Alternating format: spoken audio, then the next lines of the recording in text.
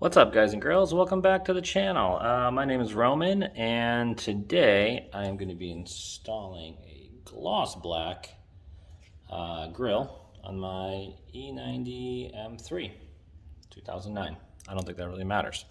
Also, I don't think it matters if it's a coupe, because I think the front end on the sedans and the coupes and the convertibles is exactly the same. For some reason, when you're trying to buy this, and it's like let's say if you're buying it like on Amazon or eBay, they seem to get confused whether it fits the E90 M3 or it doesn't. So usually they say E92, but I checked the part numbers on some other BMW sites, and it seems like the part numbers are the same for the front grille on the E90 or the E92. So I'm gonna give this a shot. I've had mixed results with aftermarket grills. Sometimes they fit great, sometimes they don't. Sometimes you need to modify things. So I'm hoping this time around I'm gonna get lucky. So I have no idea. I haven't done this before in this car. Typically you can kind of reach in and pop them out. They basically just have these like clips in the kind of like all over sides, back, top and bottom. But on this car, we definitely don't have direct access to pop them out. I'm assuming these are aftermarket because they're matte black. And but I'm hoping I could take this portion off and get enough room in there to get to these clips. So stay tuned, and I'll show you guys more.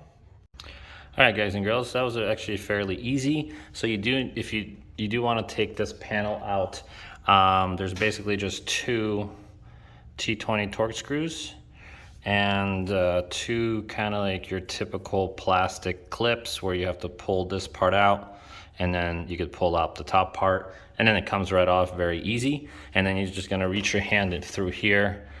And I pop these top ones off. You want to kind of pull on the grill while you're doing that, so because they kind of want to pop back in if you let go.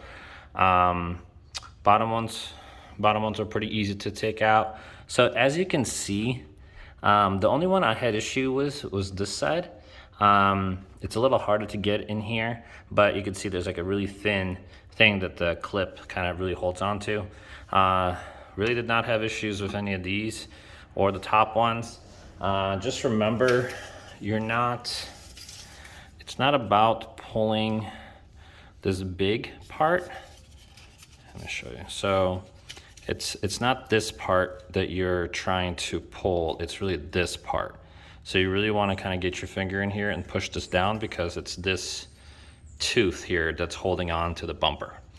And that's really it. So I cleaned up this area. This is a good opportunity to kind of get in here if you haven't got a chance to clean that in a long time. I'm sure most of you haven't, because I usually wouldn't. And yeah, so I'll show you the final result here in a few seconds. All right, guys and girls, the install is done. It was a little bit more finicky on this side. I don't know if because I'm left-handed and it's a little harder for me to do this side right-handed. It's just not a whole lot of room in there, but once you get an old one out, the install is pretty self-explanatory. Just push that back in, put this cover back on. T20 screws go on right here and right there, and then the plastic clips go right there, and then you're good to go. Clean up, obviously, but just make sure all the clips are in so it's all nice and tight. But I think it looks way better on black, and gloss black grill on the jet black car I think looks much nicer than a whatchamacallit. I'll put a link for this grill. It seems to be actually pretty good quality, good fit. I wouldn't call it perfect, there's like a little kind of like these little things, but that's not particularly noticeable. This side actually looks, I would say, much better, but for 40 bucks compared to like 140 bucks from BMW, pretty good deal.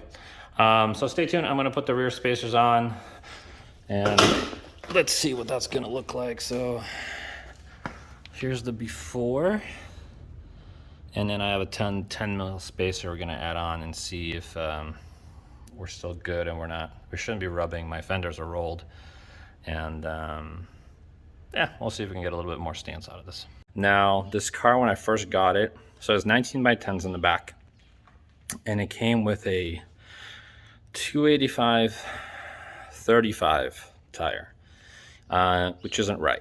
It's too tall. So I kind of had an option. I could either go, and basically on real big dips, it would rub. And I figured out where it's rubbing. It was actually rubbing where the rear bumper and the rear quarter panel meet up. So my fenders are rolled. One of the previous owners already did that. So it's kind of like a weird spot because you can't really roll that area. Maybe there's some way to get around it, but either way, the tire wasn't the right size. It was too tall.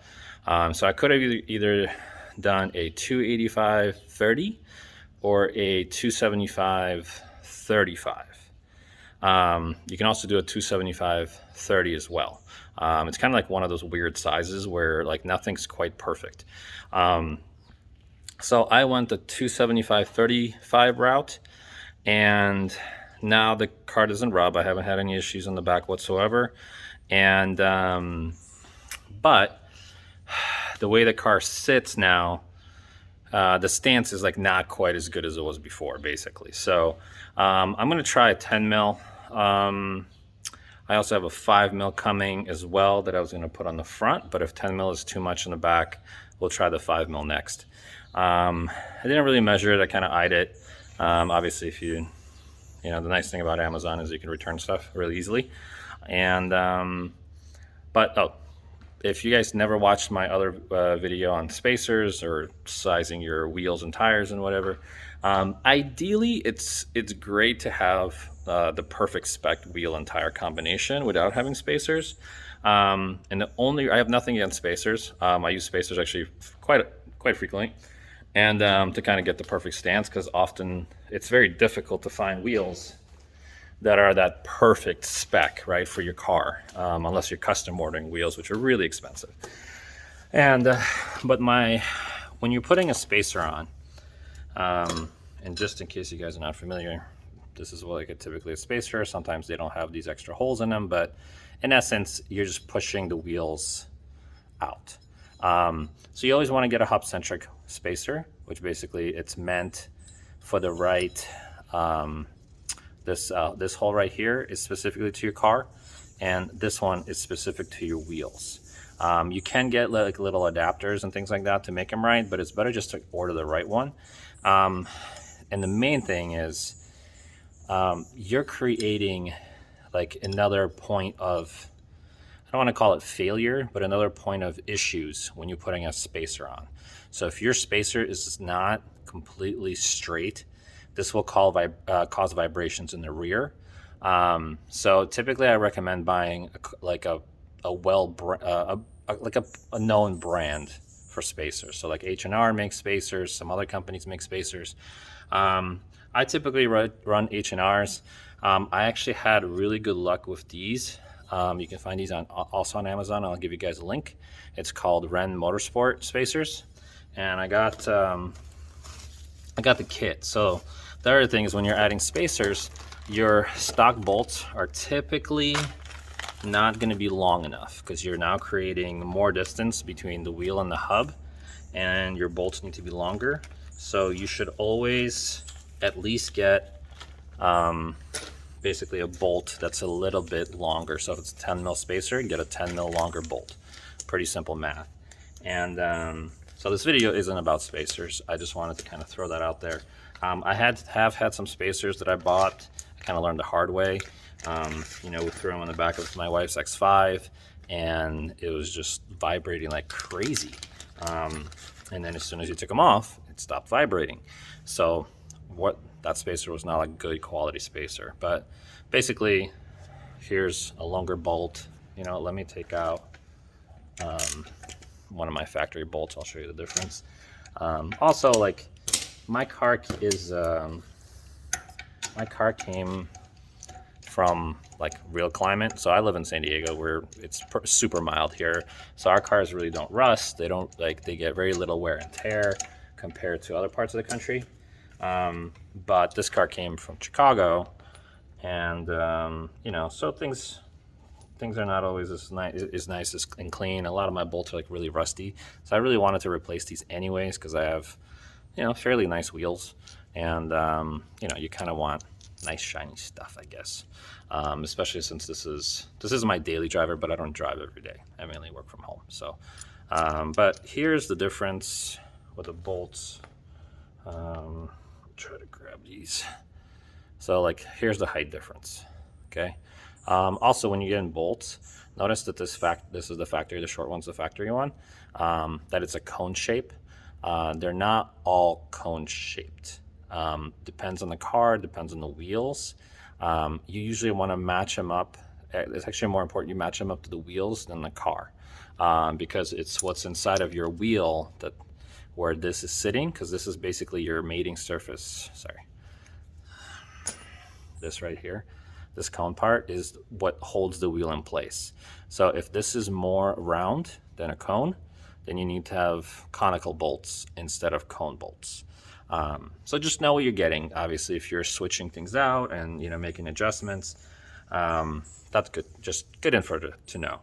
So I am gonna take my wheel off. I'm gonna put the spacer on, lower the car back down.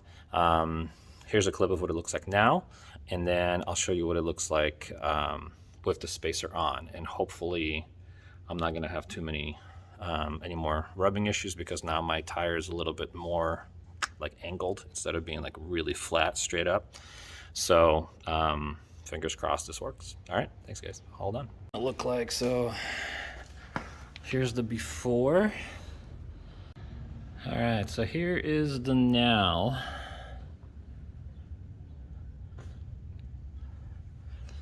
I don't know. The only way to really know if it's gonna rub is to go take it for a drive and see what happens. So stay tuned, and I'll conclude this video and let you know if this is a little too much, or is this pretty good.